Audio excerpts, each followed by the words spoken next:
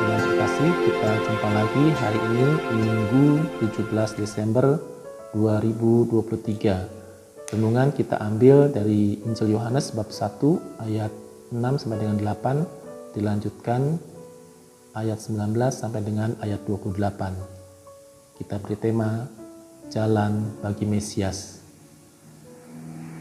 Sahabat dan tersabda yang terkasih, dalam Minggu Advent yang ketiga ini, Injil menampilkan tokoh Yohanes Pembaptis, juga yang merupakan tokoh karismatis di zamannya, ya, yang zamannya yang serba apatis, ya, tanpa harapan, hidup dalam kegelapan, jauh dari Allah.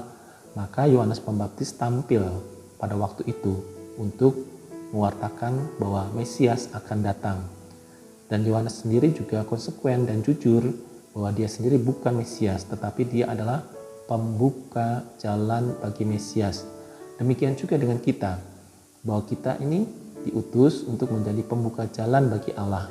Kita bukan Allah, kita bukan Mesias, kita bukan penyelamat, tapi kita adalah jalan yang dipakai oleh Allah untuk menuntun orang-orang yang mencari Allah.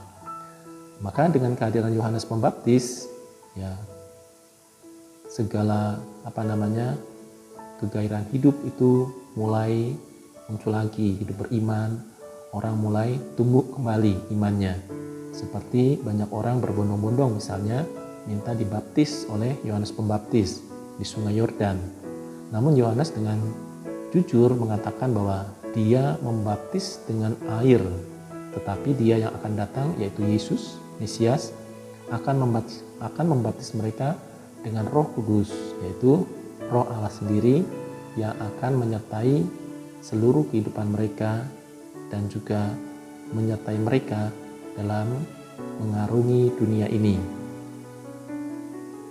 Yohanes Pembaptis hadir pada waktu itu pertama-tama memberi kesaksian dan mempersiapkan jalan bagi Tuhan Mesias.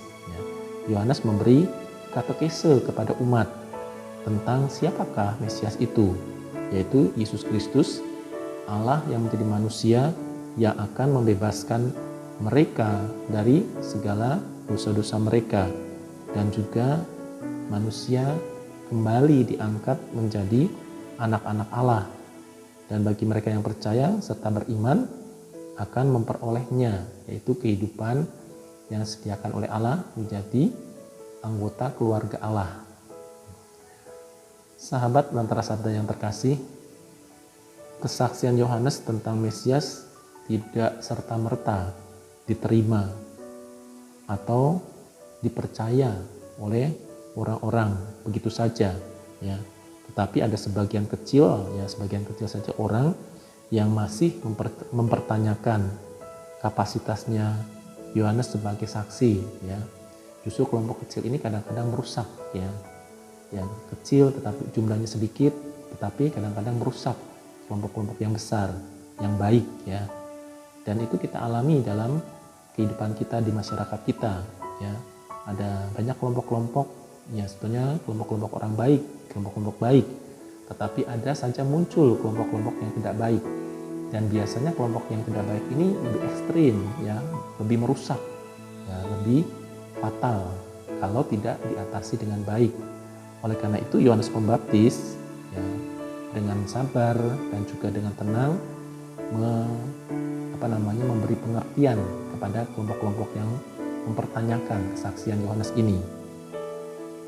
Sahabat dan sahabat yang terkasih, kita pun mengalami hal yang sama seperti Yohanes sebagai saksi Kristus. Ya, kadang kesaksian kita itu diragukan, ya, oleh orang-orang yang berprasangka, ya, yang mencurigai, atau bahkan juga mungkin dalam tanda petik ketakutan, ya, akan kesaksian kita sebagai orang beriman, yang sebetulnya kita hanya bersaksi tentang Kristus yang baik, dan kita juga menjadi saluran berkat Kristus kepada mereka, tidak ingin membelenggu mereka dengan ajaran-ajaran kita, tetapi sungguh agar mereka memperoleh pembebasan dari semua penderitaan, sakit dan sebagainya.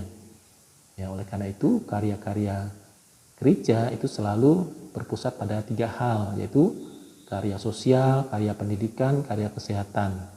Dan semuanya itu tidak eksklusif, tetapi melainkan menjadi inklusif, artinya ditujukan bagi semua orang, bagi umat dan masyarakat, bidang sosial, pendidikan maupun kesehatan. Tujuannya hanya satu, supaya orang ikut merasakan kebahagiaan yang dianugerahkan Kristus kepada umat beriman, yaitu kepada kita sebagai orang Katolik. Oleh karena itu, kita patut meneruskan amanat Kristus ini kepada mereka semua, sehingga mereka juga merasakan kehadiran Allah yang berbaik hati, ya. Kendati mereka bukan pengikut Kristus, tetapi mereka juga boleh merasakan anugerah-anugerah yang diberikan Kristus kepada kita sebagai orang beriman, dan kita menjadi saluran berkat bagi mereka. Oleh karena itu, diharapkan kita rela untuk melakukannya, supaya orang mengalami bahagia, mengalami hadirnya Tuhan dalam hidup mereka. Tuhan memberkati.